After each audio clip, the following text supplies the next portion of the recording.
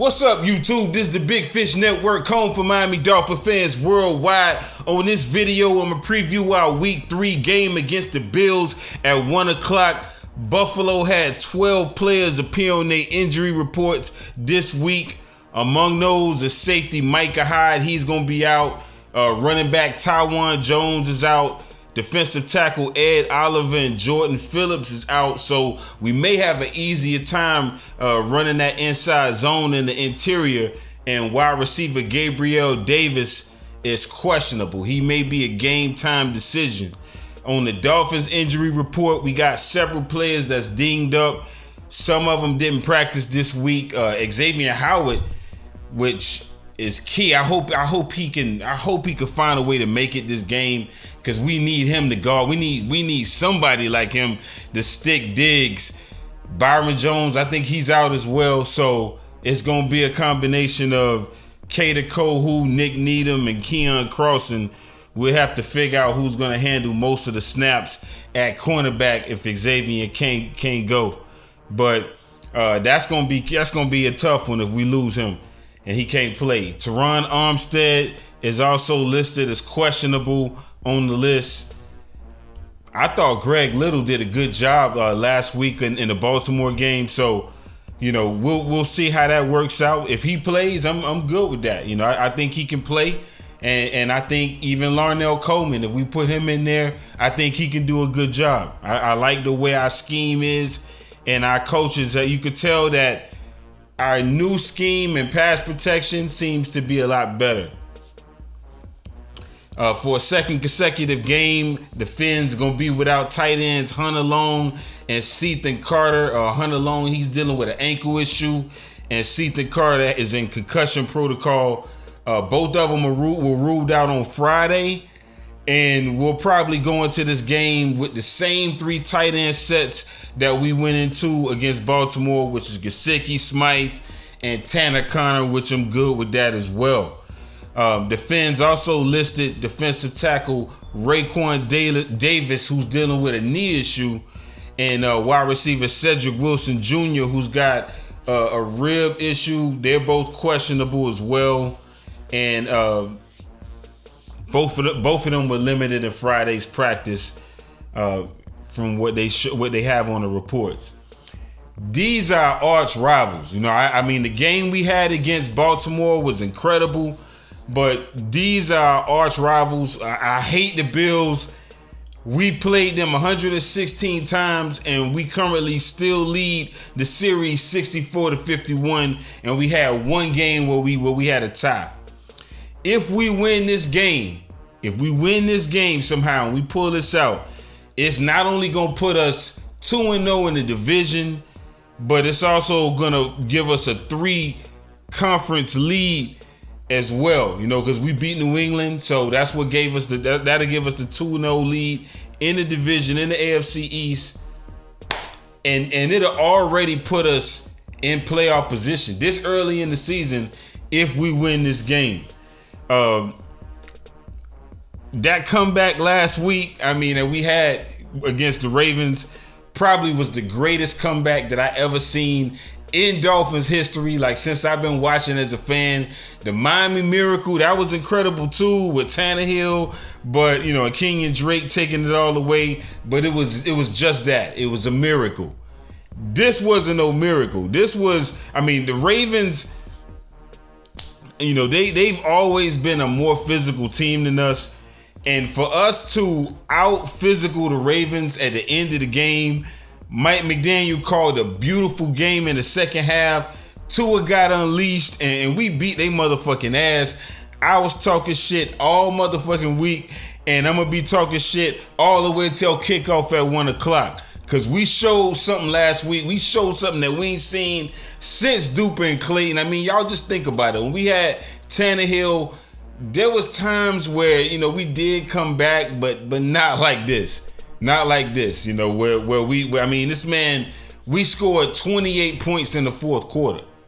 And we may need to do that again against Buffalo, because when I look at the teams that beat Buffalo, it was a slugfest. It was a back and forth game, and I expect nothing less I expect nothing less at 1 o'clock. Nothing less. But not only did Tua outduel Lamar Jackson, he did it when Lamar played pretty much the best game of his career. You know what I mean, the numbers don't lie. And the Ravens, you seen what they did to the Jets. The Jets, believe it or not, they got some potent weapons on offense, and the Ravens shut them down. Even though we couldn't stop the Ravens on defense, they could not stop us either. And I think we can outscore any team, and we proved that from that game. But we got to find a way to we got to find a way to stop Josh Allen. Now, he's dangerous.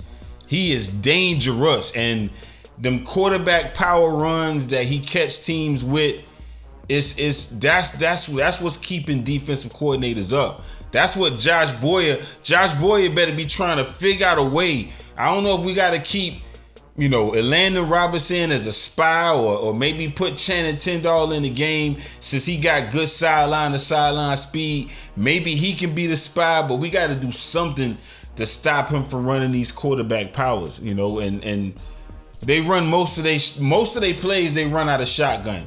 If you do see them run, in a single back formation, they're going to run the ball. That's what I've seen on tape. And that's what I noticed. But we got to find a way, All the teams that beat them as well, another thing I noticed is that they had physical power runners on their team. The Steelers beat them, and they had Najee Harris running that power. The Titans beat them as well. Tannehill had a good game. They beat them 42-7. On one of the games that they beat them. They've been a thorn in the Bills' side, just like how they've been a pain in our ass as well. The Bills won 7 in a row against us and averaged 35 points a game. That's ridiculous. And most of those losses have been blowouts, except that 2020 game that Ryan Fitzpatrick had under center. That's the closest that we've came to beating them. I think we lost that game 30-28. But let's take a look at the last 2 times that we played them. Week 2 last year, 2021 game, we got blowed out and shut out 35-0 at home. This was the game where Tua got injured and missed games. Jacoby Brissett had to play in this game, several others last year as well. We opened the game with the football in a single back tight set. And this is pretty much how it happened. Tua got sacked twice on his first series, both from a DB blitz. And a lot of y'all blame the O-line for those sacks. But if you watch the tape, they snuck in that safety behind, their edge rusher, to where Tua couldn't really see him, and they blitzed him off the edge. He was an extra blitzer. Austin Jackson did his job. He protected. He was able to hold up against the edge rush. It's just that extra blitzer.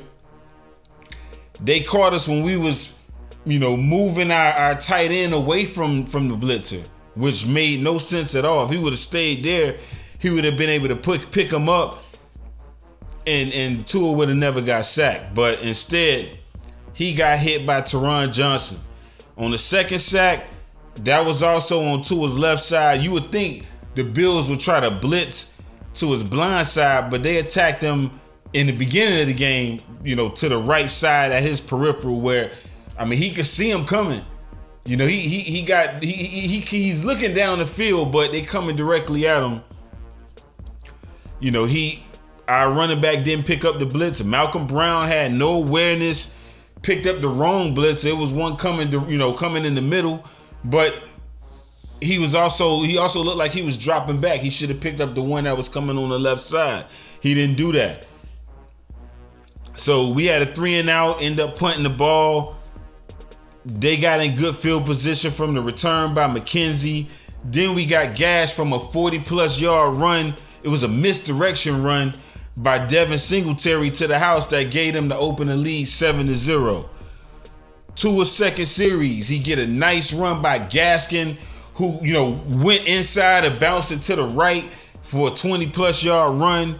Then we had a wide receiver screen for good yardage. And it seemed for a minute after those 2 sacks that we was looking to make adjustments to try to counter those blitzes, which we needed to do in this game. But it seemed like, I think Godsey or Stewsville got stubborn, and instead of them sticking with the running game, you see Myles Gaskin just broke a nice run. Stick with that to keep them honest and keep the pressure off Tua. They didn't do that. We go into a spread, shotgun set formation, and they end up blitzing Tua to his blind side this time. And Tua gets sacked again. This time he gets hurt and he's out of the game, and that pretty much changed our season, in my opinion, because I think the Colts game that we lost, I think the Buccaneers game that we lost could have been different outcomes if Tua was playing the game. Don't get me wrong. I think the Buccaneers game, Brissett actually played good enough for us to win. We just made too many mistakes, but I still think Tua could have did a better job, and I'm pretty sure we almost got in the playoffs, with Brissett having to play. I think Tua would have been able to get us into the playoffs if he would have never got hurt in this Bills game. We probably could have came back and won this game. But like I said, Brissett had to play the rest of the game. Bills scored another touchdown in the first quarter to make it 14-0. And then Josh found Diggs, cutting across the middle of the end zone. That's how they got the score. We forced Josh to roll to the right with pressure, but Diggs pretty much stayed with the play and beat Xavier coming across and got open. Second half, we let them score on a touchdown to tight end Dawson Knox and a goal line run to Zach Moss. And on that Zach Moss run and on the goal line, I thought Landon Roberts did a good job in pursuit, laying the lump on him and making a good hit. You could hear it, if you watching the game, but, Zach Moss still got in off second effort. And when I look at the defense and how Sean McDermott and the coaches for the Bills, how they attacked us, safety blitzes, AJ Espinosa, Mario Addison, who we gotta block him. We gotta block Mario Addison. He's a problem. Ed Oliver is a problem as well, but Mario Addison is really the X factor on their defense. But I think Sean McDermott is going to try to hurt Tua again this game. So we got to block those guys and either keep an H back in or, run split back sets, in my opinion, based on what I believe will give Tua the best protection, especially early in the game, so he can get in the rhythm and run the ball directly at they pass rushers early and often. Run that toss play against their blitzes as well. We also played them again week 8 last year, this time in Buffalo. We lost that game as well, 26-11. Tua played the whole game in that game. We wore the aqua jerseys. They wore their throwback Bills unis. And Brian Flores and Josh Boyer did a much better job, I thought, of keeping it close in the first half. We pretty much went in at halftime, tied 3-3. And that score stayed that way until about 3 minutes and 49 seconds, damn near the end of the third quarter, until Allen found wide receiver Gabriel Davis for 6 to put them up 10-3. Fourth quarter, we went away from playing press man coverage and gave Josh Allen way too much time. If you give Josh Allen too much time, he's surgical. He'll pick you apart, and you already got to worry about the quarterback power run, but he'll take his time as well, and he'll stand back there and he'll throw deep down the field, and he'll kill you that way as well. So it's a lot to try to stop, when you're dealing with Josh. But Josh was able to pick us apart, and he threw a touchdown to Emmanuel Sanders. That made it 17-3. Tua did answer back with a score to make it 17-11, and we had a chance to tie and possibly send it into overtime, but our defense ended up letting them score again. And Tua also played bad in the fourth quarter. threw a pick, and he couldn't will us to victory this game. I mean, this was one or two. It wasn't his best game. It definitely wasn't, and I can definitely see why some fans had questions after this game if he was the guy. Definitely. The one thing about our path to the Super Bowl is we have to find a way to win in Buffalo in the cold. Here's my keys to victory on offense. And these are the things that I think we need to do offensively to try to win this game against Buffalo.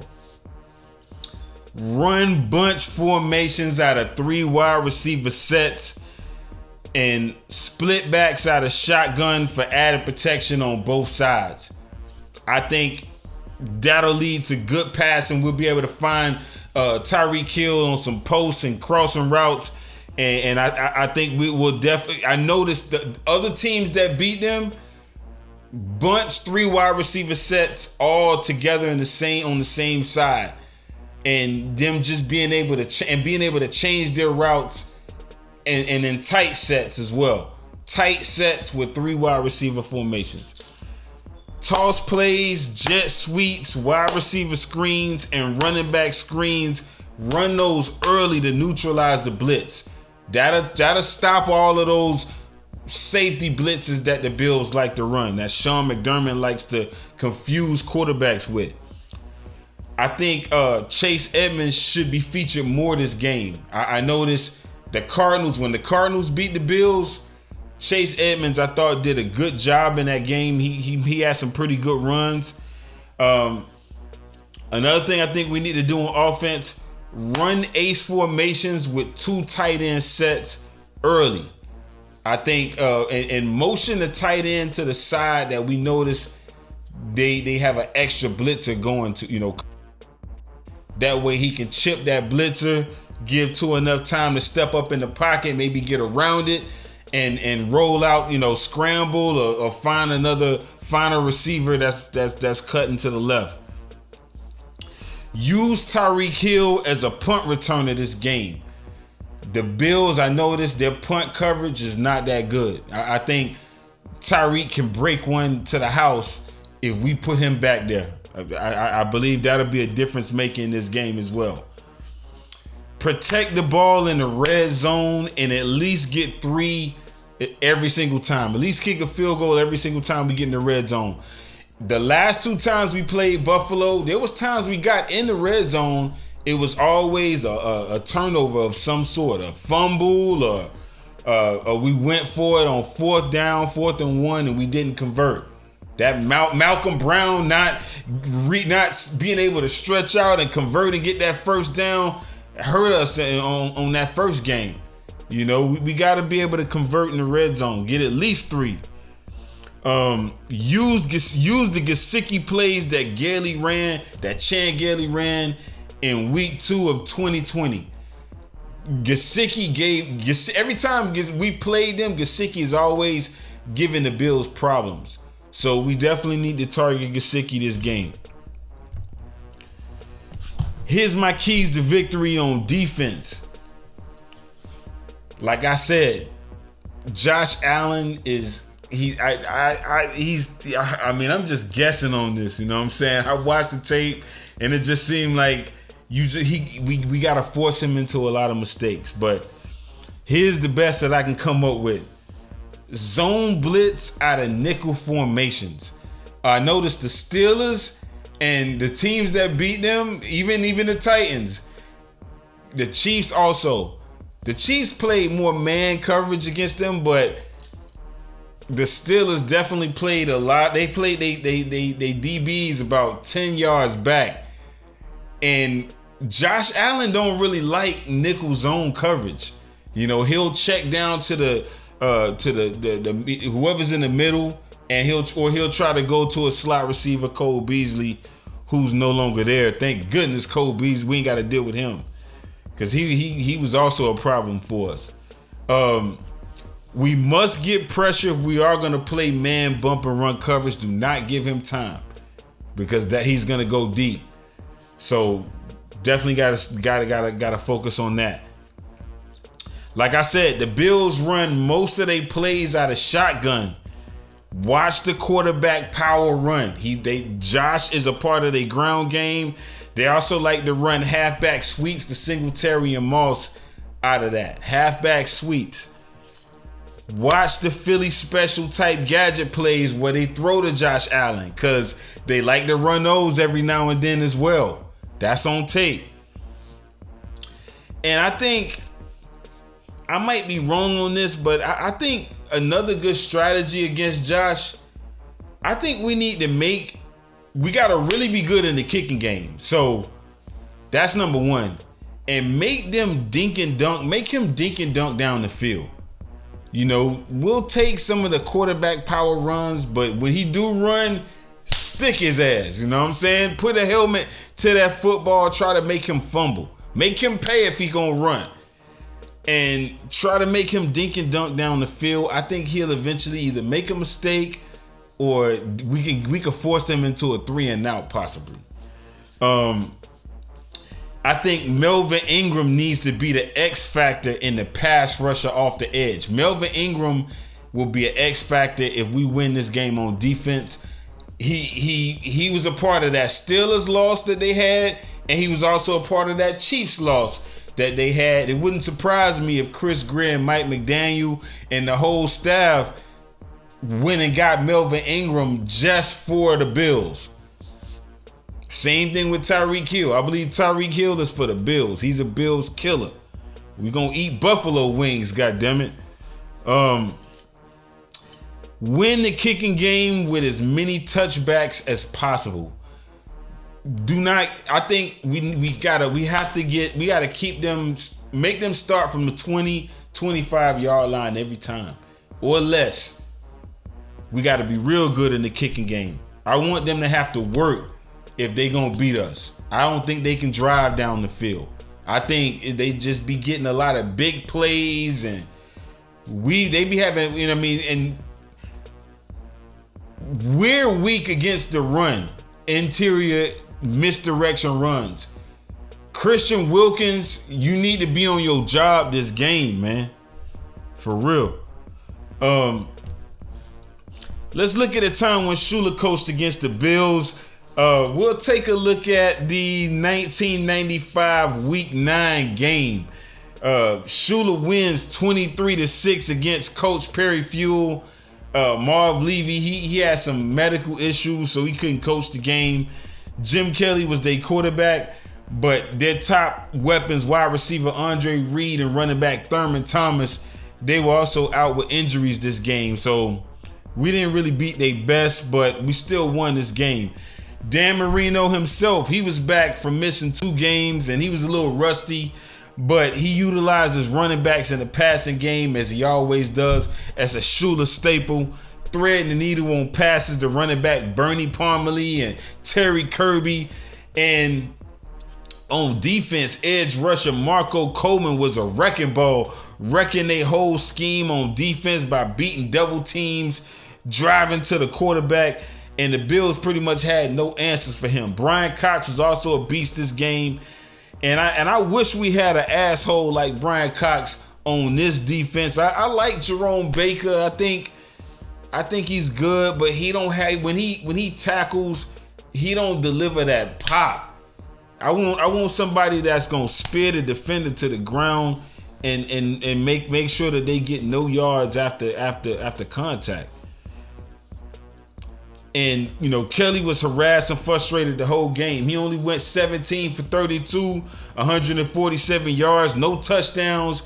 Marino, on the other hand, shook off the rust in the second half, finished with going 29 for 35, 233 yards.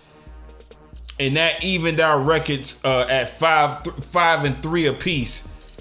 But the Bills ended up going to win the division with a 10-6 record. Us and the Colts was in our division at this time.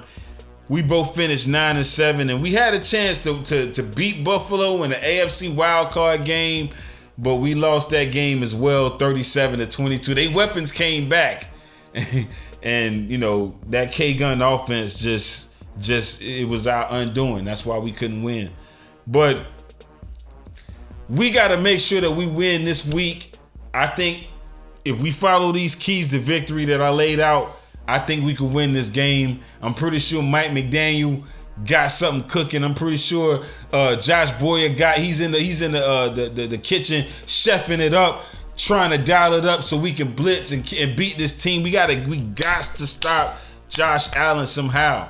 If we win this game, if we get over this hump, Tua, they gonna have to ease off Tua. They're gonna ease off of Tua, and they're gonna start really, really solidifying us as a Super Bowl contender. Because that's what we looking like right now. Y'all let me know what y'all think in the comments section. Y'all be safe, watch the game. Y'all have a good time. Get y'all some buffalo wings. We gonna eat buffalo wings this week. All day long. Till next time, signing off, TBFN.